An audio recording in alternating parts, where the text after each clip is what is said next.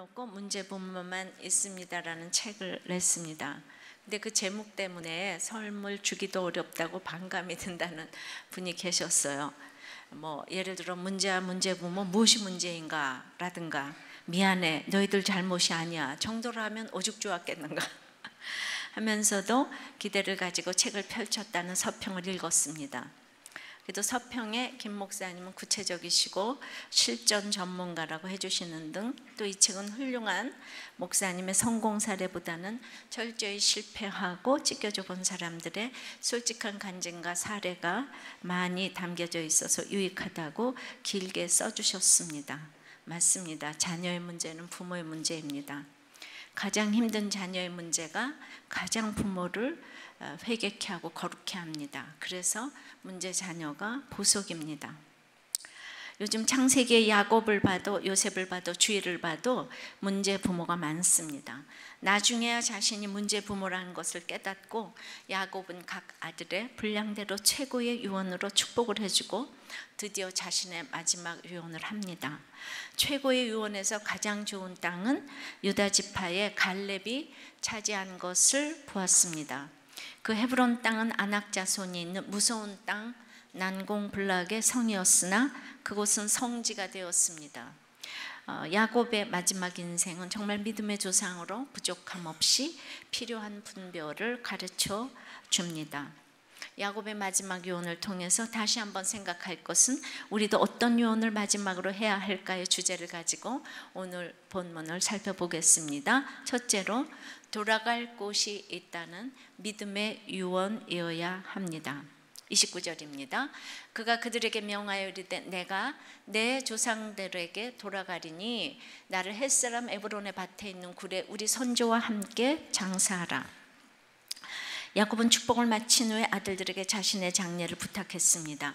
그는 47장부터 이제 29절 30절에서 특히 요셉에게 미리 말한 바와 같이 자신의 시신을 햇사람 에브론의 밭에 있는 묘실에 묻을 것을 아들들에게 명하였었습니다.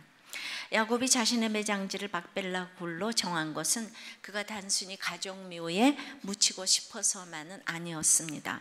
자신은 애굽의 화려한 곳에 살아서 화려한 매장지에 화려하게 묻힐 수 있었지만은 나는 이곳에 안 있겠다고 반복했습니다.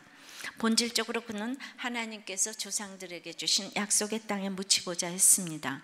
그것은 그의 자손들이 언젠가는 약속의 땅으로 돌아가야 한다는 것을 뜻하는 부탁이기도 했습니다. 그 부탁은 실제적으로 어떤 것을 뜻할까요? 한 목사님의 간증이에요. 억지로라도 자녀를 믿음으로 키우면 된다는 어느 목사님의 은혜로운 간증을 들었습니다. 그 목사님은 팔남매인데 아버지께서 맏아들은 동생들을 먹여 살려 한다고 사업하게 해달라고 이렇게 축복 기도를 해주고, 둘째는 교수 되게 해달라고 축복을 해주고, 큰딸은 목사 사모 되게 해달라고 축복을 해주고, 그래서 쭉 축복을 하다가 막내 아들은 이분한테는 이 아이는 주의 종이 되게 해주시옵소서. 근데 그 기도를 하는 순간 이분이 머리를 싹 비켰다고 그래요. 예.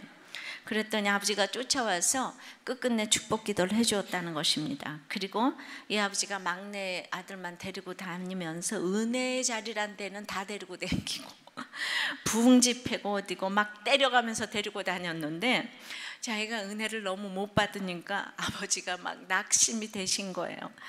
그래서 너는 이렇게 데리고 다니는데 그래 방언 하나를 못 받냐 이 녀석아.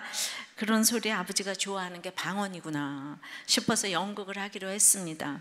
그래서 몸을 앞으로 뒤로 흔들면서 방언을 아파파파 하면서 이제 가정요배 볼 때 방언을 했더니 아버지가 너무 좋아하시면서 들어오고 나갈 때마다 용돈을 주셨다는 거예요. 그래서 누나에게도 용돈을 받게 하려고 누나 나는 아파파파 할 테니까 누나는 아따따따 해 이러면서 둘이 서로 몸을 앞뒤로 흔들면서 윙크를 주고받으면서 그렇게 아버지한테 이제 용돈을 받아 쓰다가 어느 날 누나와 싸움이 벌어졌더니 누나가 너 아버지한테 방언 가짜로 하는 거 이른다 그래가지고 누나가 일러서 그 이후 아버지한테 오며 가며 저주를 받고 나가도 매를 맞고 들어와도 매를 맞고, 예, 이 사기꾼 놈 아니라 해가면서 이제 욕을 먹은 거예요. 그래서 자기가 이제 방황을 하다가 결국 목사가 되었는데, 자기가 이제 아버지가 돌아가실 때 자기만 앉혀놓고, 얘야 내가 죽은 다음에 녹음 테이프를 하나 줄 텐데 죽은 다음에 공개해라.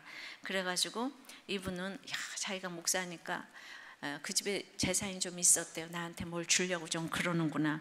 그러면서 이제 돌아가신 다음에 딱 공개를 했더니, 한경도에 이제 그랫집이 그랫습집이 이런 사투리 그랫집이 목사님이 계시는데, 그 목사님한테 이 재산을 다 주라고 유언을 하셨다는 거예요. 아버지가 교회를 5개를 세웠는데 자식들에게 준 것은 하나도 없답니다. 그런데 이제 그 집에 8남매 자손이 30명인데 1년에 아버지 산소를 2번 가는데, 이제 가면 천막을 2개 친대요. 근데 거기 성가대도 있고 설교, 묵도, 사회, 기도, 특송할 사람이 다 있답니다. 그래서 앞에서 이제 묵도를 딱 시작하면 성가대가 아멘, 아멘, 아멘 이렇게 해줘요. 성가대 지휘자도 있고.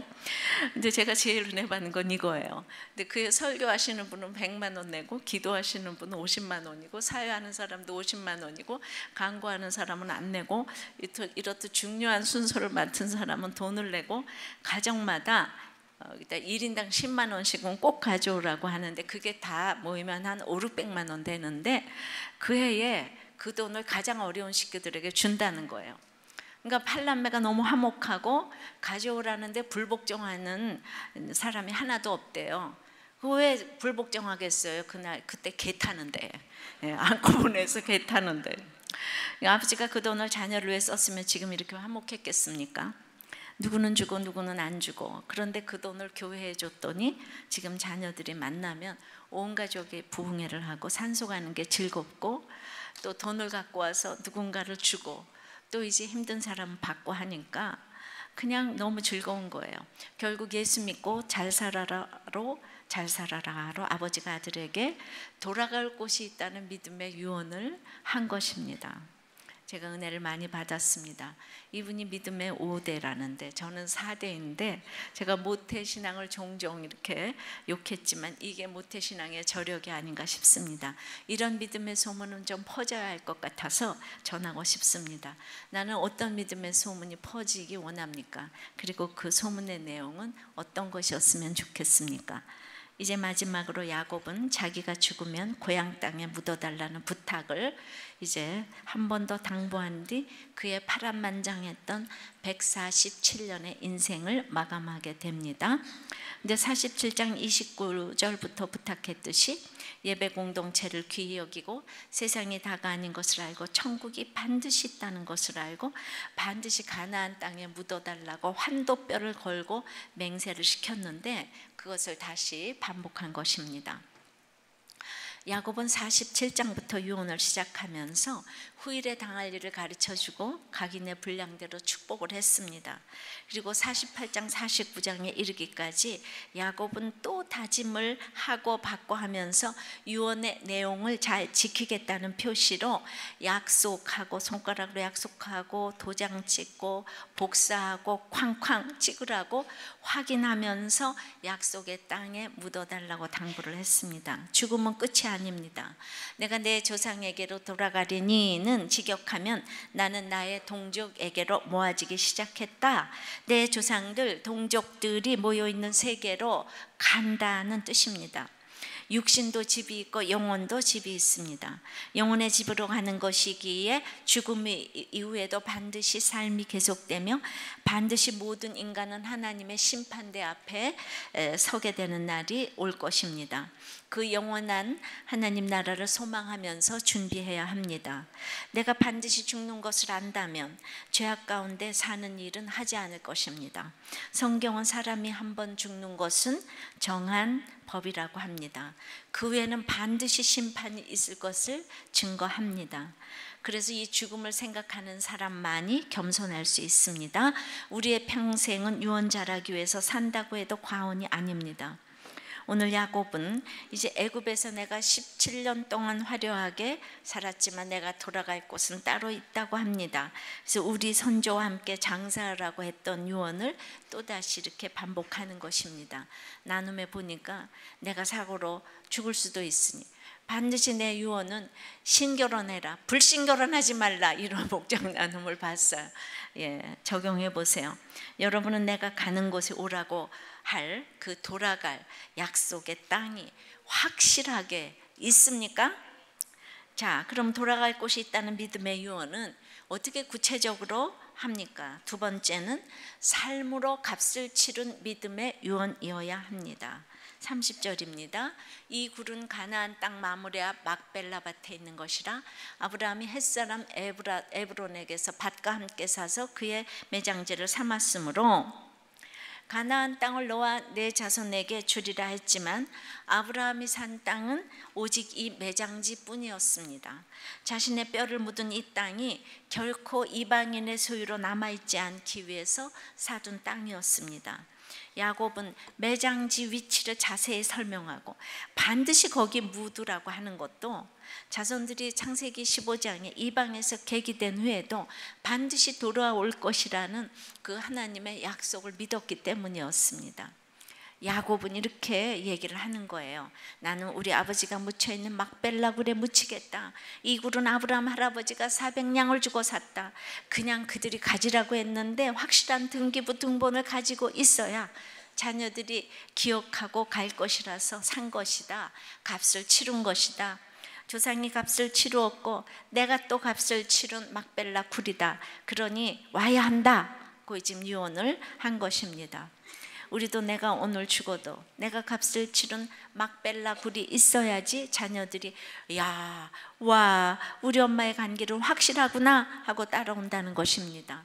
아버지의 돈, 어머니의 희생, 부모의 사랑으로 값을 치른, 한마디로 이야기해서 나는 예수 믿는 것밖에 소원이 없어. 나는 막벨라 굴에 갈 거니까, 나 예수 믿고 갈 거니까 너희도 거기에 와라 하는데 할아버지 아버지가 값을 치른 것이 너무나 초라해 보여서 애굽에 비하니까 막벨라 굴이 너무 초라해 보여서 야곱이 거기 안 가려고 다른 곳을 그리도 기웃거렸는데 이제 평생을 통해서 그 값어치를 알았다는 것입니다. 내가 지금 값을 치른 것이 세상적으로는 초라해 보여도 예수님 때문에 값을 치른 것이라면 그것의 값어치는 환산할 수가 없습니다. 보이지 않는 길을 보여주면서 가는 것인데 조부가 매장되어 있는 막벨라 굴의 의미가 무엇인지 야곱이 평생을 통해 값을 치르면서 깨달은 것입니다.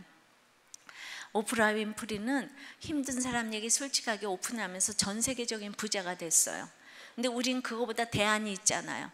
근데 지금 이 값을 치를 수 없는 우리들 교회의 이 상급은 언제 받을까요? 할렐루야.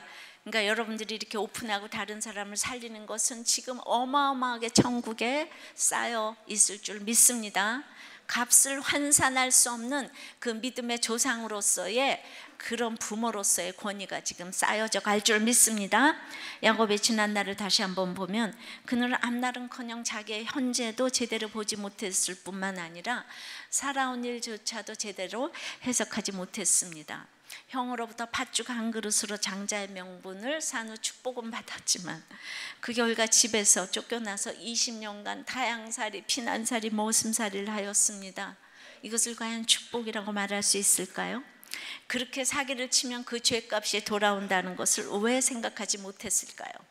결혼도 마찬가지입니다. 하나님께서 주시는 사람 외에 자기 욕심으로 자기가 사랑하는 사람을 아내로 맞이하려고 하니 얼마나 많은 고생을 했습니까? 한 집안에 아내가 여럿 있으면 그 가정이 어떻게 될 것이라는 것을 왜 생각하지 못하였을까요? 여러분은 야곱이 어떻게 돈을 벌었는지 아실 것입니다. 재주가 많아요. 그래서 돈을 벌었지만 철학을 가지고 적당하게 벌어야지. 외삼촌의 세산을 거의 송두리째 빼앗아서 어떻게 하겠단 말입니까? 그래서 돈 벌어도 결국 야반 도주하며 쫓겨났습니다. 자식의 편애만 해도 그렇습니다. 예쁜 자식, 사랑이 저절로 되는 자식도 있을 수 있습니다. 그러나 아버지는 겉으로 그것을 표현해서는 안 됩니다. 가정뿐만 아니라 피로 값주고 사신 교회 공동체에서도 내가 좋은 사람이 있다고 할지라도 지나치게 표시하고 다니는 것은 아주 어리석은 짓입니다. 근데 야곱은 자신이 특별히 사랑한다고 요셉에게 채색 옷을 입혔습니다. 결국 어떻게 되었습니까? 그 아들은 도리어 미움과 시기를 받아서 멀리 애굽으로 노예로 팔려가게 된 것입니다. 이렇게 한치 앞을 몰랐던 사람이었습니다. 그런데 그런 야곱이 애굽의 바로를 축복하고 자식을 축복하는 예언자가 되었습니다. 12 아들을 축복해 나가는 장면을 한번 생각해 보시기 바랍니다.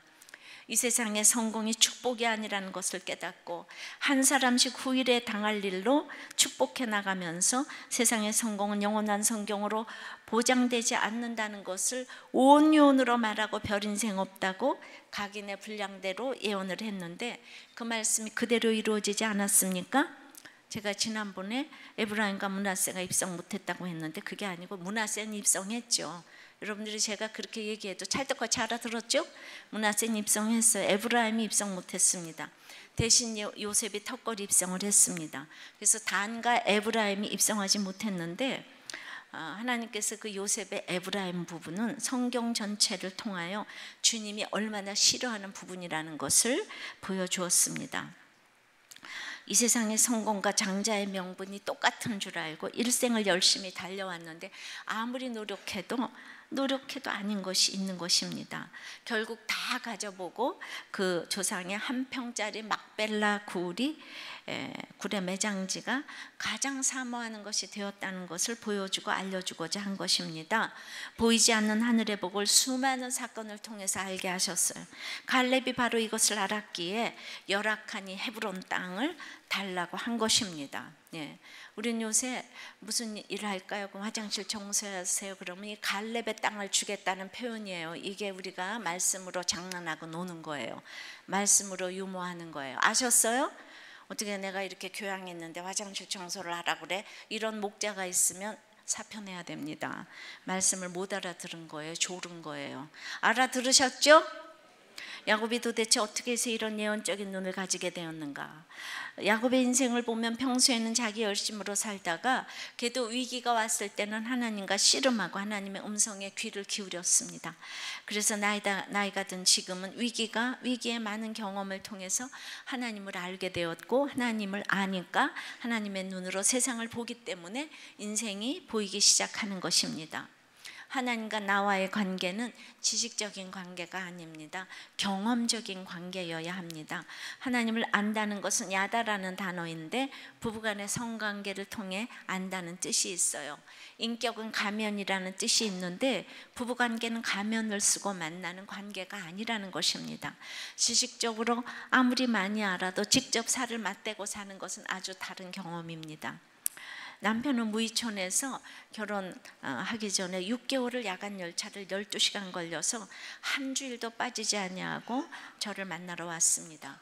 육중한 무릎을 꿇고 아버님 어머님 하니까 너무도 예의 바른 사육감이라는 인식을 주었어요. 후에 보니까 그 사람은 양반다리를 못하더라고요. 근데 이렇게 예의 바른 청년이 부자이기도 한 집에 시집을 가니 호강하겠다는 것이 바로 지식적인 것입니다. 살다 보니 알다가도 모를 사람이 남편이었고 저는 그 남편 때문에 이혼도 수없이 생각하고 자살도 생각했습니다. 부부는 발가벗고 만나야 하고 편해야 하는데 나는 너무도 요조숙녀처럼 그에게 싫은 소리 하나도 안 하고 살았어요. 이것은 인격적인 관계가 아닙니다. 부부가 서로 존댓말을 쓰면서 언성 한번 높인 적이 없다는 부부는 정말 이상한 부부입니다. 하나님도 자기 백성을 바벨론 포로로 보낼 뿐 아니라 말을 안 들으면 칼을 물고 쫓아오신다고 했는데 좋은 소리만 하는 하나님이 아니십니다. 그러나 나는 남편이 무서워서 솔직할 수 없었습니다. 그가 원하는 대로 살았습니다. 그리고 병이 들었습니다. 그러나 신령한 지혜와 총명이 하나님의 뜻을 아는 것을 채우려면 하나님을 경험해야 합니다. 데살로니가전서 1장 6절에 너희는 많은 환난 가운데에서 성령의 기쁨으로 도를 받아 우리와 주를 본받은 자가 되었으니 했는데 이 환난은 심장을 꼬챙이로 찌르는 아픔이라고 했는데 그런 아픔 속에서 기쁨의 도를 받아서 주를 본받는 자가 되는 것입니다. 부자이고 성실한 남편이 무엇이 안타까워서 하나님을 경험하고 싶겠습니까? 근데 그런 환난이 없으면 성경을 읽어도 주를 본받는 자가 아니고 가르치는 자가 되고 주를 흉내내는 자에 그친다는 것입니다. 그래서 환난의 많은 경험이 하나님을 알게 되고 하나님의 뜻을 아는 것으로 채워가게 된다는 것입니다. 험악한 세월을 통해서 야곱은 하나님의 뜻을 충만하게 알게 되었습니다. 하나님은 때마다 여러 사건으로 야곱에게 아주 경을 치면서 찾아오셨어요. 고난은 우리에게 기쁨으로 도를 받는 비결입니다. 그래서 틈만 나면 주님을 바라보고 주님과 씨름할 필요가 있습니다. 하나님과 씨름했기 때문에 야곱이 변한 것을 볼 수 있기 때문입니다. 야곱의 험악한 세월은 영적으로도 육적으로도 줄 것만 있는 인생이 되었습니다. 여러분 그랬잖아요. 부모가 고생하면 자녀가 70%가 잘 살고 부모가 부유하면 7%밖에 잘 살 자녀들이 잘 살 확률이 없다고 그랬는데 바로 이 야곱의 험악한 세월이 영육간에 줄 것만 있는 인생이 된 것입니다. 저는 초라해 보여서 쳐다보지도 않았던 어머니의 설교를 받아 적은 노트의 가치를 몰랐어요. 그것을 알게 된 것은 저도 험악한 인생을 살고 난 후였습니다. 바로 이것이 막벨라 굴을 값주고 산 것이라는 생각이 듭니다. 나는 애굽에서 살고 있는데 어머니는 초라한 행세로 화장실 청소나 하고 남의 집 빨래나 해주고 다니니 어머니가 믿는 예수가 믿고 싶었겠습니까?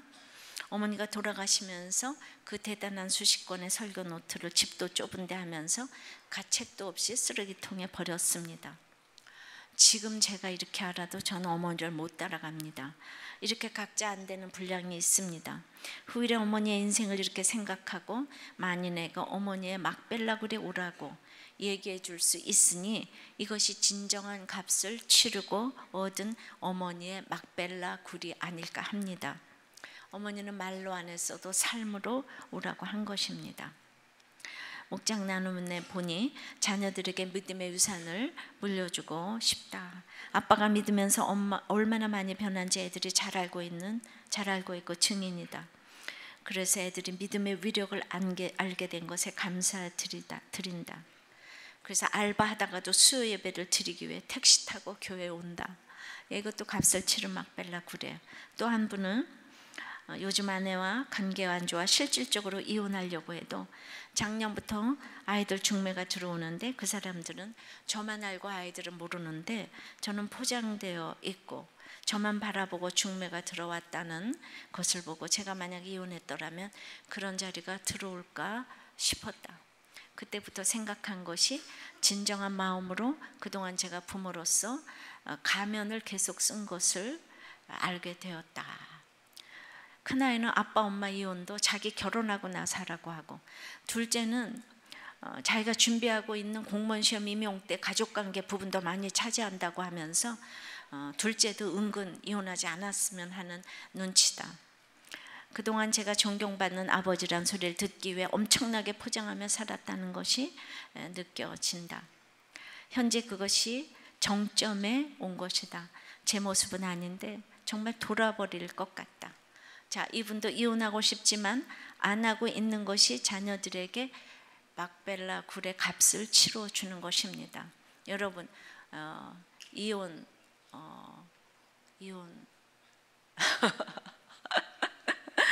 여러분들이 살면서 이혼하고 싶지 않았던 적이 한 번이라도 이혼하고 싶지 않았던 분 있어요? 이혼하고 싶었었지요? 이혼하고 싶었었죠? 예. 그런데 그렇지요. 우리는 이혼하고 싶어요. 1000번도 이혼하고 싶어요. 그런데 이렇게 그냥 살았다는 것만으로도 자녀들에게 막벨라 굴의 값을 치러주는 거예요. 그러니까 막벨라 굴이 뭐냐 이렇게 어렵게 생각하지 마시고요. 이렇게 막벨라 굴의 값을 치러주고 내가 너희들의 구원 때문에 너희들의 결혼 때문에 이혼을 안 했다. 이게 얼마나 최대로 치러지는 막벨라 굴인지 모르겠습니다. 나는 이혼 한 번도 안 하고 싶었다. 한번 손 들어보세요. 하나도 안 들잖아요. 그러니까 나만 힘든 게 아니고 다 힘드니까 그냥 살자고요. 사라져서 고마워 그러면서 살자고요. 알았죠? 적용해 보세요. 결혼생활, 시집살이, 자녀 고난, 사회생활 등 삶으로 지금 값을 치른 막벨라 굴이 무엇입니까? 있습니까? 세 번째는 마지막 요는 가정의 회복을 이루는 회개의 이 믿음의 유언이어야 합니다. 마지막으로 야곱은 큰 회개의 고백을 했습니다. 31절입니다. 아브라함과 그의 아내 사라가 거기 장사되었고 이삭과 그의 아내 리브가도 거기 장사되었으며 나도 레아를 그곳에 장사하였노라. 이바가 거기 있는 굴은 햇사람에게서 산 것이니라. 자녀들에게도 최고의 유언은 회개하는 것이라고 했는데 마지막에 야곱 자신이 회개하는 모습을 보여준 것입니다. 거기에는 아브라함과 사라, 이삭과 리브가, 레아 등이 묻혀 있었는데 레아와 리브가가 막벨라 굴에 묻혔다는 설명은 죽기 전 이곳에 처음 하며 또 죽기 직전에 이 고백을 했습니다. 그러니까 막벨라 굴은 3대에 걸쳐서 족장들과 그의 아내들이 묻힌 일종의 가족 묘였습니다.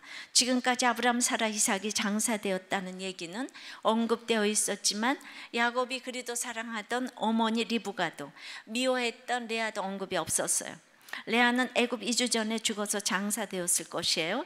그때만 해도 라헬이 죽은 후였지만 그 마음을 처리하지 못해서 레아 장사 얘기는 묻어놓고도 말을 못했어요. 그런데 구체적으로 자기의 본부인 레아에게 얼마나 잘못했는지, 그리고 나의 영원한 본향 막벨라 굴에서 레아와 함께 살겠노라고 지금 유언을 한 것이에요. 눈에 넣어도 안 아픈 총리 아들 요셉과 베냐민이 들으면 기가 막힐 노릇이지만 마지막 분별이 끝난 야곱은 이제 죽음을 앞두고 눈치 볼 일이 없습니다. 진실을 말하고 가야지 하지 않겠습니까? 나도 누구를 장사했다고요? 레아를 장사했대요. 죽기 전에 식구들에게 레아를 인정했습니다. 죽기 전에 아멘 했습니다. 우리 남편이 죽기 전에 아멘 했습니다. 영접했습니다. 결국 내 힘으로 안 된 것을 깨달았습니다. 확실하게 죽기 전에 레아의 아들 유다였구나, 예수님의 조상은 유다였구나, 자기가 장사해놓고 장사했다는 소리를 하지 않더니 끝까지 아마도 라헬 옆에 묻히고 싶지 않았을까요? 그런데 그 사랑하던 라헬을 막벨라 굴에 묻지 않았습니다. 요셉을 마지막까지 분별하기 힘들었기 때문에 라헬도 마찬가지로 분별이 안 되었을 것입니다. 어쨌든 야곱은 죽기 전에 할 일을 완벽하게 했습니다. 리브가와 레아는 사는 동안 가족 내에서 많은 분열을 일으켰습니다. 야곱은 죽을 때 문제 많은 어머니와 문제 많은 부인 사이에서 묻히고자 합니다. 여러분들, 레아의 아들이 얼마나 살인을 하고 음행을 하고, 근데 라헬은 요셉과 더불어 너무나 짠 하고 보여주는 거잖아요. 그러니까 이제 어떻게 레아를 인정하겠습니까? 근데 라헬은 홀로 길거리에 묻혀서 가는 사람 오는 사람 다 밟고 가는데 묻었는데, 레아는 조상의 묘에 자기가 묻었을 뿐 아니라 자기도 그 옆에 묻히겠다고 요셉과 형제들 앞에서 유언을 한 것입니다. 총리 앞에서 총리의 어머니 라헬이 아니고 네 형들의 어머니 내 조강지처 레아 옆에서 묻히겠다 하고 유언했어요. 제가 이렇게 조강지처를 강조하지만 이게 유교적으로 조강지처를 얘기하는 것이 아니고 믿음의 여인이었다는 뜻입니다. 그게 요셉이 아니고 유다, 라헬이 아니고 레아였다, 이 뜻이에요. 그래서 문자적으로 이 조강지처가 아닌 분들은 이 문자에 너무 매이지 마시기를 바랍니다. 라헬에게 죄책감도 있지만 이제 모든 것을 분별하고 사랑에 대해서 확실히 깨닫고 그 사랑을 가르쳐주고 떠나게 된 것입니다. 막벨라 굴에 대한 땅에 대한 약속의 성취는 가족 내의 믿음의 화해와 함께하는 것이기 때문입니다. 그래서 여섯 아들과 더 믿음 좋은 이 본처에게 평생 상처를 준 아버지가 이제 가족에게 돌아가겠다는 거예요. 죽기 전에 야곱이 제대로 돌아왔습니다. 근데 우리는 문자적으로도 보면은 첩하고 살다가 다 죽게 되면 본처에게 돌아오잖아요, 그죠? 다 죽게 되면 첩들이 대부분 안 돌보잖아요. 그것이 이제 그게 진짜 사랑이 아니어서 그렇다는 얘기예요. 그래서 야곱이 돌아온 게 너무 멋있습니다. 하나님이 야곱에게 허락하신 것을 이루실 때가 바로 여기까지라는 것입니다.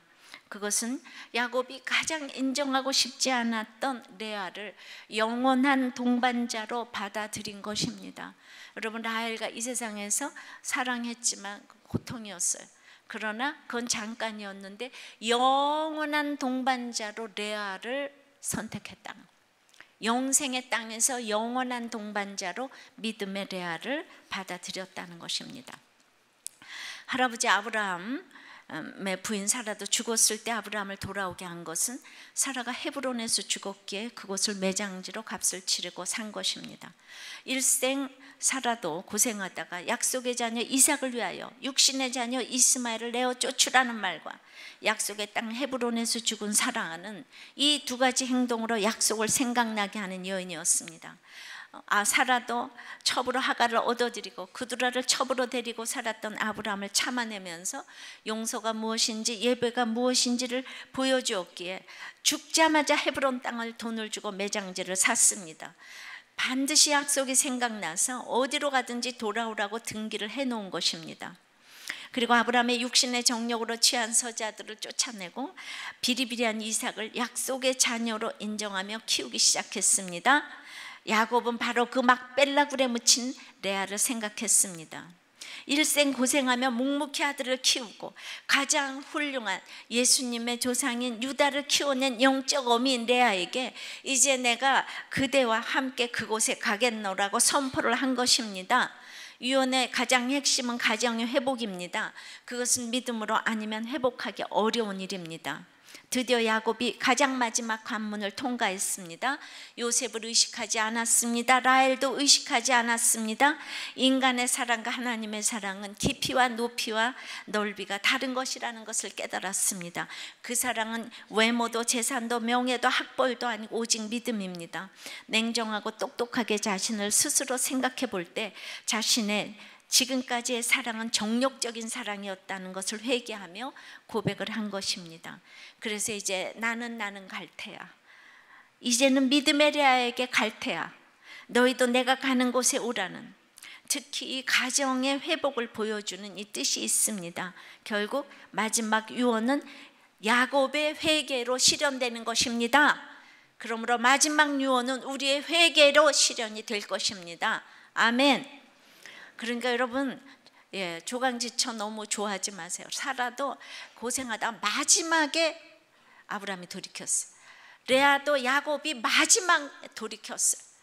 그러니까 뭐 바람 한번 폈다고 이혼을 하고 이따오 짓을 하지 마시고, 내가 하나님이 짝지어 주신 것을 사람이 나눌 수 없다, 이것을 끝까지 지키고 갈 때 여러분들의 약속의 자녀와 후손이 될 줄 믿습니다. 33절, 야곱이 아들에게 명하기를 마치고 그 발을 침상에 모으고 숨을 거두니 그의 백성에게로 돌아갔더라. 야곱은 모든 사명을 마치고 절뚝거리던 발을 침상에 올려놓고 영혼의 집으로 돌아갔습니다. 해야 할 일을 마치면 이렇게 편하게 갈 것입니다. 야곱의 죽음은 족장시대가 막을 내리고 12지파로 대표되는 선민 이스라엘의 역사가 시작되었음을 의미합니다. 야곱의 험악한 세월은 12아들을 모두 믿음의 자손으로 올려놓았습니다. 내가 믿는 천국의 확신이 클수록 내 옆에 사람들을 인도하는데 열정을 내게 됩니다. 창세기 마지막에 유언을 3장이나 하려 하면서 야곱이 내가 가는 천국에 꼭 오라고 당부하는 것을 기억하시기를 바랍니다. 적용해 보십시오. 가정의 회복을 이루기 위해서 회개를 해야 될 일이 내가 무엇이 있습니까? 공동체 고백입니다. 이분은 아직까지 특별히 병상에서 이렇게까지 전도한 분을 우리들 교회 개척한 일에 본 적이 없기 때문에 다시 한번 그분의 마지막을 제가 기리고 싶습니다. 이분은 목원입니다. 그리고 그 목원을 돌본, 그 모든 병상에서의 모든 것을 본 목자님의 이제 보고입니다. 이 시대 최고의 축복이 암이라고 목사님께서 말씀하셨는데, 말기암이란 진단 앞에서 이 집사님은 깨어지지 않는 의로움으로 자기 죄를 보기가 너무 어렵기 때문에 이 암은 반드시 있어야 하는 사건으로 해석하고 복음의 불모지인 친정과 시댁의 구원을 위해 기도를 하기 시작했습니다. 그러나 시댁과 친정 식구들은 세상적으로 너무나 탁월하여 물질과 건강에 탁월치 않는 축복을 받고 있는 집사님이 복음을 전하기는 그리 쉽지가 않았습니다. 쓰러진 날 말씀 민수기 34장으로 약속의 땅 동서남북 사방 경계를 가르쳐 주시고 모세가 제사장 엘르아살과 여호수아를 세우시며 가나안 땅에서 나눌 기업을 약속의 말씀으로 주셨습니다. 집사님은 이 모든 약속의 말씀을 아멘으로 화답하고 의식을 잃고 쓰러졌다가 다시 의식을 되찾은 후 그동안 구원을 위해 기도하고 애통해왔던 구원의 대상자들을 죽을 힘을 다해 한 사람 한 사람 모두 불러 마지막 유언을 전했습니다. 아까도 말했듯이 이분은 너무나도 평범한 목원입니다. 아직 믿음이 연약한 아들에게는 우리들 교회 청년 예배와 목장에 꼭 나갈 것을 약속받았고, 딸에게는 공동체에 붙어 있어서 감사하지만 더욱 믿음 생활을 잘해달라는 부탁을 잊지 않았습니다. 그러는 동안 지방과 각지에서 황급히 달려온 친정 시댁 식구들 한 사람 한 사람 각자에게 일일이 복음을 전했습니다. 그 중에서도 지방에서 달려온 큰언니는 독실한 불교 신자로 절대로 영접할 수가 없는 사람이었는데, 암으로 죽음을 앞둔 동생이 전하는 복음과 지방의 그 교회 이름까지 정해주며 나가라고 하는데 어쩔 수 없이 약속을 했습니다. 복음 전하는 집사님의 모습은 뭐라고 표현할 수 없을 정도로 감동과 경이로움이었습니다. 눈뜨기도 힘들 정도로 기운이 지나여 있다가 복음 전해야 할 사람이 오면 상상할 수 없는 우렁찬 목소리와 미소로, 안타까움으로 주님이 주신 권세로 응급실 병상에서 담대히 복음을 전했습니다. 아들 친구가 오자 아무개야 이거는 내가 하는 말이 아니야, 하나님이 하시는 말씀이야, 이렇게 와줘서 고맙고 우리 아들과 친구해줘서 너무 감사하다. 그런데 내가 내게 부탁이 하나 있는데 꼭 들어줘야 해. 들어줄 수 있지? 약속할 수 있지? 그 아이가 엉겹결에 예 하니까 암 걸린 친구 엄마가 막 그러니까 예 하니까 너 이번 주부터 우리들 교회 청년 예배와 목장 예배 꼭 나가줄래? 그래서 예수 믿고 천국 가자. 내 비탁 들어줄 수 있지? 자, 손가락 걸고 약속해. 도장 찍고 복사하고 도장 꽝꽝꽝 이렇게 하니까 걔가 다 따라서 했어요. 그리고 위를 향하여서 하나님 보셨죠? 아멘. 하나님 보셨죠? 아멘. 너도 아멘. 이렇게 아멘 아멘 전하고 사람들마다 손가락 걸고 도장 찍고 복사하고 꽝꽝꽝 통과하고 또 하나님 보셨죠? 보고하고 이렇게 한 사람 한 사람에게 감동적으로 복음을 전했습니다. 그리고 아직 오지 않은 사람들의 이름을 하나하나 부르며 왜 빨리 오지 않느냐고, 오늘 꼭 와야 한다고, 시간이 없다고 계속 재촉하며 몇 번씩 누구누구 출발했냐고, 어디쯤 오고 있냐고 확인하고 또 확인했습니다. 시간이 지날수록 불려온 구원받아야 할 영혼들이 온통 응급실을 가득 채우고 숨가쁘게 복음이 전해지며 뜨거운 성령의 열기가 가득했습니다. 찾아온 사람 중 예수 믿지 않는 자는 손을 뻗어 재촉하며 자신의 눈을 똑바로 바라보라며 자기가 하는 말은 자기가 하는 말이 아니고 하나님이 하시는 말이라며 반드시 예수 믿고 교회 나가겠다고 약속하되, 서울에 있는 자들에게는 우리들 교회와 목장에, 청년은 우리들 교회 청년부와 목장에, 지방에 있는 자들은 꼭 가까운 교회를 지명해 주며 그 교회 이번 주부터 나가겠다는 약속을 다 받아냈습니다. 받아낼 때마다 손가락 걸고 도장 찍고 카피하고 도장 꽝꽝꽝 하나님 보셨죠? 성령님이 집사님께 임하여 전해지는 복음의 권세 앞에 어느 누구도 거부할 수 없는 힘과 능력이 있었습니다. 때마침 달려오신 부목사님과 민수기 마지막 36장에 슬로바스의 딸들에게 주신 기업을 유산으로 지키도록 주신 명령과 규례의 말씀으로 드디어 임종 예배를 드렸습니다. 임종 예배를 드린 후 우리들을 바라보며 다 예수 믿고 지금 영접했는데 모두들 여기 있지 말고 어서 나가서 복음을 전하라고, 예수 믿고 교회 나가는 사람들은 여기 있을 필요가 없다고 재촉하면서 다 돌려보냈습니다. 집사님은 저 목자를, 그분의 목자를 보더니 토요일 말씀은 경계를 주셨고, 어제는 도피성이었고, 오늘 말씀은 뭐지요? 아, 슬로보아스의 딸에 대한 말씀이네요. 그런데 목자님, 김양재 목사님께서 저를 기억하실까요? 예, 저는 한 번만 목사님을 안아보고 싶어요. 이게 오래전 얘기입니다. 저의 간절한 소원이에요. 왜냐하면 제가 아프기 전에 꿈을 꾸었는데 너무 선명해요. 그런데 목사님이 오셔서 김 집사 참 예쁘다, 너무너무 예뻐서 내 입에 넣어도 혀가 아프지 않을 정도로 예뻐요, 천사처럼 예뻐 하시는 거예요. 그래서 내가 예쁜 것도 없는데 뭐가 예쁠까 생각했는데 바로 지금 제가 이렇게 복음을 전하는 게 너무 예쁜 것이라는 게 깨달아졌어요. 이렇게 얘기를 했다는 거예요. 그러고 이제 또 같은 아파트에 사는 파킨슨씨 병을 앓고 있는 아들 친구 엄마에게 자신이 말기암 가운데에서도 얼마나 주님 믿고 안식을 누리고 있는지, 이런 주님을 같이 믿자고 했지만 그분에게 도무지 복음이 들어가지 않아요. 이래서 그 소식을 또 알려줬어요. 그랬더니만 소식을 듣고 파킨슨씨 병을 앓고 있는 그 아들 친구 엄마와 아들과 그 아들 친구 아빠 세 분이 다 찾아왔는데, 거기서 또 복음을 전해가지고 이분들이 또 예수님을 믿고 영접하고 약속하고 도장 찍고 복사하고 도장 꽝꽝꽝. 하나님 보셨죠? 예. 또 우리들 교회 오지 않는 여자 집사님들의 남편들, 목장 식구들의 자녀 중 믿지 않는 아들들, 교회만 나오고 목장에 들어가지 않는 자녀들, 평소에 기도 제목을 올리고 구원을 위해 기도했던 모든 영혼 하나하나를 다 거론하고 불러들여서 복음을 다 전했습니다. 아들 친구에게 전하는 똑같은 방법으로요. 또 저에게 그러더군요. 목자님, 제가 전할 자에게 복음을 다 전했어요. 모두 다 약속을 했는데 딱 한 사람이 약속하지 않고 싫다고 거부했어요. 그 사람의 이름은 아무개예요. 그리고 오지 않은 사람도 딱 한 사람 있어요. 아무개예요.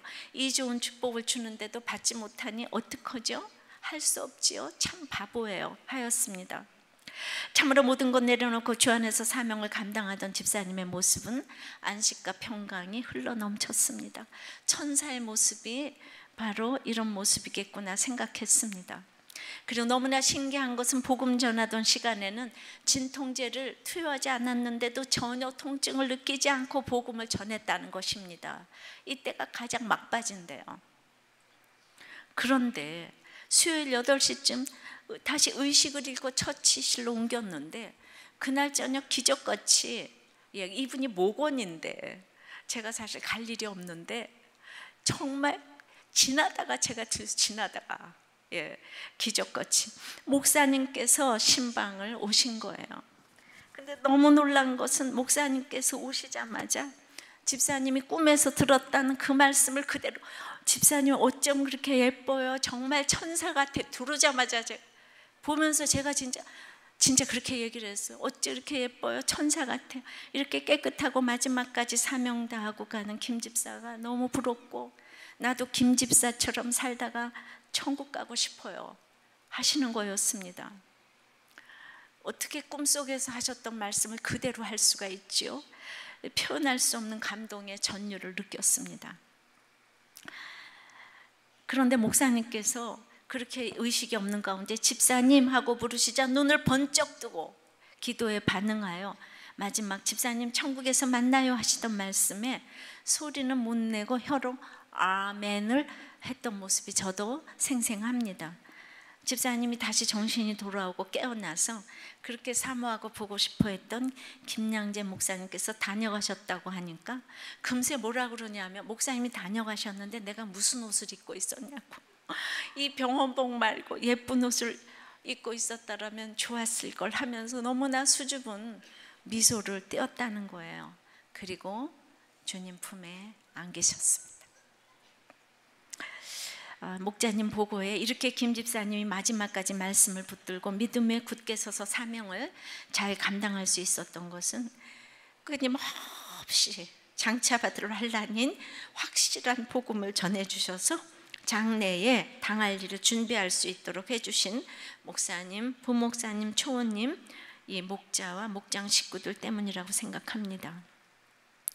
이런 큰 주의 은혜를 맛보고도 혼신의 힘을 다해 고난받고 수고한 김 집사님 사랑하고 저도 그 김 집사님처럼 살다가 주님 앞에 가기를 소망합니다. 여러분들, 이분은 암이 권세가 되셔가지고 복음을 이렇게 많이 전해서 정말 이 암이 권세예요. 암이 누가 고난이라고 하나요? 누가 저주라고 하나요? 이 암 때문에 수많은 사람을 주님께 인도했어요. 이것이 진짜 마지막 유언 아닐까요? 아닐까요? 야곱의 안타까운 유언을 목사도 목자도 아닌 한 평범한 성도가 이렇게 마지막 병상에서 확신을 가지고 누구도 범접하지 못할 하나님을 보여주었습니다. 저 또한 일개 집사 시절에 남편의 죽음에서 그가 회개하고 예수 믿고 천국 갔기에 그것이 너무 기뻐서 간증함으로 수많은 사람들을 주께로 인도했던 것처럼 우리에게는 죽고 나서 돌아갈 집이 있습니다. 누가 죽음 앞에서 이렇게 확실한 천국을 보여줄 수 있겠습니까? 죽음 앞에서 누구도 거짓말을 못합니다. 노벨 문학상을 받은 헤밍웨이는 죽음 앞에서 권총 자살을 했습니다. 천국에는 차별이 없습니다.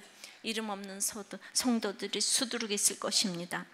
암이 걸린 수많은 환자 앞에서 지금 천국을 전할 기회라고 부르짖으라고 해도 그 누구도 사명을 감당하는 것이 쉬워 보이지가 않았는데 우리들 교회에서 너무나 아름다운 죽음을 자주 경험하게 하시니 얼마나 감사한지 모르겠습니다. 그것도 직분도 없는 평범한 성도들이 한결같이 천국이 있음을 확실히 보여주니 너무도 감사하고 하나님은 살아계심을 더욱 확실히 알게 됩니다. 말씀을 맺겠습니다. 마지막 유언은 돌아갈 곳이 있는 믿음의 유언이어야 합니다. 삶으로 값을 잘 치른 막벨라 굴이 있어야 합니다. 유언의 클라이막스는 가정의 회복을 위하여 마지막으로 회개를 하는 것입니다. 교회는 가정에서 시작되기에 이 가정이라는 최소한의 울타리를 벗어나고 천국에 오라고 아무리 외치고 예수 믿으라고 아무리 유언을 한들 메아리가 될 것입니다. 천국에 가기 위해서 준비된 인생을 사시기를 바랍니다. 그렇습니다. 어렸을 때부터 교회를 나갔지만은 저는 참으로 어머니의 이 평생의 설교 노트를 무시하며 쓰레기통에 버렸습니다. 저는 애굽에서 살고픈데 막벨라굴의 초라한 어머니를 너무나도 무시했습니다. 그리고 너무나도 혹독한 시련을 통하여서 심장이 꼬챙이로 찌르는 것 같은 이 아픔을 겪고 성경이 보이며 내 인생이 해석되기 시작했습니다. 주님, 우리 가운데 이렇게 하나님을 경험하면서 주를 본받고 싶어지고 다른 사람들에게 하나님을 전하고 싶은 소원이 우리에게 생기기를 소원합니다. 삶으로 값을 치러야 하기에 아픔을 경험할 수밖에 없습니다. 우리의 가정 회복을 위해서 마지막까지 회개를 해야 한다고 하십니다. 이 마지막에 혼신의 힘을 다해서 내가 가는 천국에 너희도 오라고 초청을 하는 야곱처럼 우리가 그렇게 초청을 하기를 원합니다. 내가 가는 천국에 너도 오라고.